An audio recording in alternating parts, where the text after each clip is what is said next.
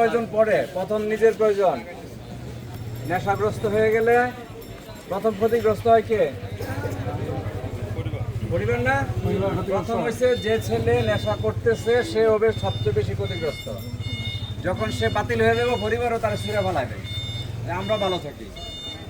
তাহলে সবার দরকার যে আমরা নিজেরা নেশা থেকে বাঁচবো, আর পরিবারের দরকার আমার সন্তান যেন নেশাগ্রস্ত খারাপ লাইনে যাইতে না পারে,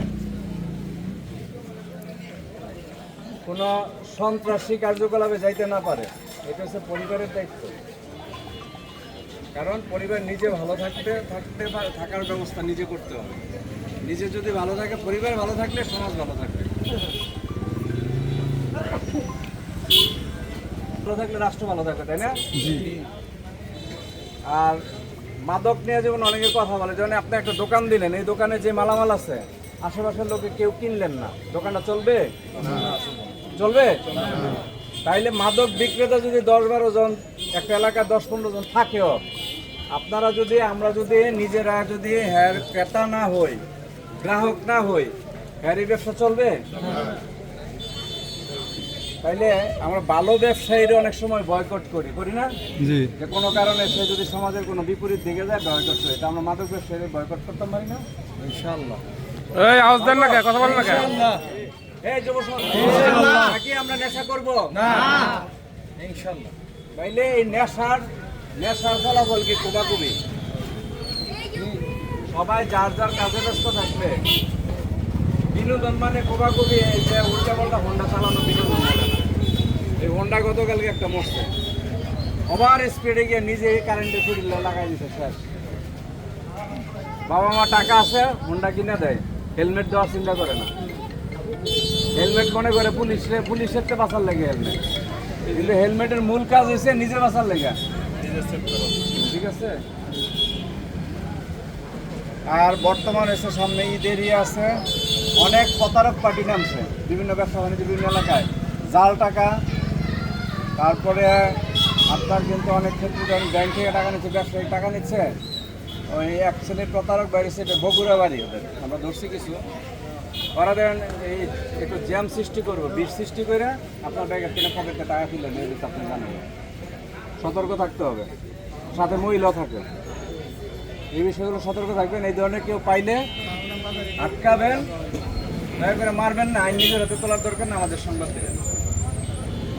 আর সেই সাথে অজ্ঞান পার্টির বাইরে গেছে। অজ্ঞান পার্টি কোনটা?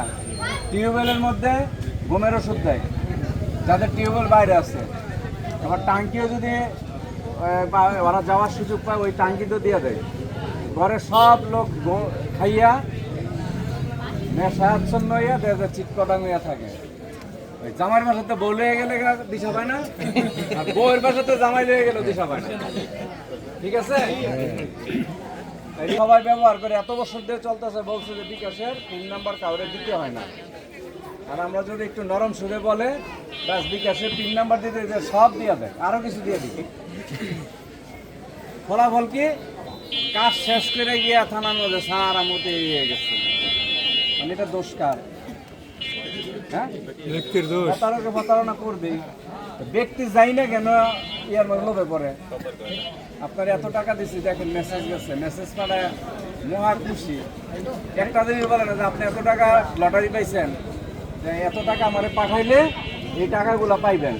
এটা বলতে পারে যে আমি যেটা পাইছি ওইটা করতেন, আপনি কাইটা রেখে দেন। এটা বলতে পারে না? এটা বললে তো আর এই বুঝা যাইব। এটা না করে নগদে টাকা পাঠায়। এ যদি বলেন ঠিক আছে আমি পাইয়া আপনারা এটা যা বলতেছেন এর চেয়ে বেশি দিব। সবাই জানে ঝগড়া বিয়োজন পারাবতী, স্বামী স্ত্রী ঝগড়া লাগলে হিসাব পুঙ্খানুপুঙ্খানু বুঝে, প্রতিবেশীর সাথে ঝগড়া লাগলে পুঙ্খানুপুঙ্খানু বুঝে, প্রতারকের লাগে বুঝে না, তাই না? আর একটা বিষয় থাকে, চাঁদাবাজি যেন না হয়। কোনো দোকানদার বা কোনো ব্যবসায়ীর কাছ থেকে কোনো প্রকার চাঁদাবাজি এই দেশে যদি কোনো হয় আমাকে জানাবেন। ঠিক আছে, ধন্যবাদ।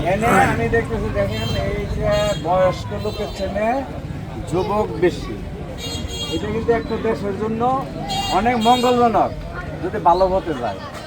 চীন দেখেন, চীনে হয়েছে সারা দোকানে আড্ডা ভাই, এই যে ঈদের কয়েকদিন আছে 11টার পরে যারে পাবো বাইরে ধরে নিয়ে যাবো, কোনো তদবির কোনো কিছু চলবে না। ঈদ করামো জেলখানায়। কি গেছে পিছনে শব্দ? যাদের 11টার পরে বিনা কারণে পাবো রাস্তাঘাটে আড্ডার মধ্যে ব্যবসা বাণিজ্য করতেছেন, 11 না সারা রাইতে করতে পারেন, অসুবিধা নেই। রাস্তাঘাটে কোথাও আড্ডা, কোথাও ঘোরার মধ্যে ধরে নিয়ে যাবো। এখানে পৌঁছাইতে পারবেন, এনে সবাই নাই, এনে 100 লোক আছেন, আরো 100 প্রতিজনে 5 জন জানাইতে পারবেন। 5 জন লোকরে জানাইলে 500 লোক জানবে, আবার এমন অনেকে জানবে। সবাই ভালো থাকবেন।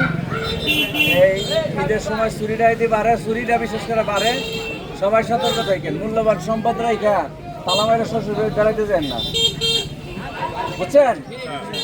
আইসা শ্বশুর বাড়ি বেড়াই এসে বলবেন স্যার আমার তো সব লেগে গেছে। শ্বশুর বাড়ি বেড়াইতে গেলে ঘরের জিনিস সব লেগে যায়। বউখোলামন যেমন নিয়ে যান, ওই জিনিস মূল্যবান জিনিসের সাথে নিয়ে যায়।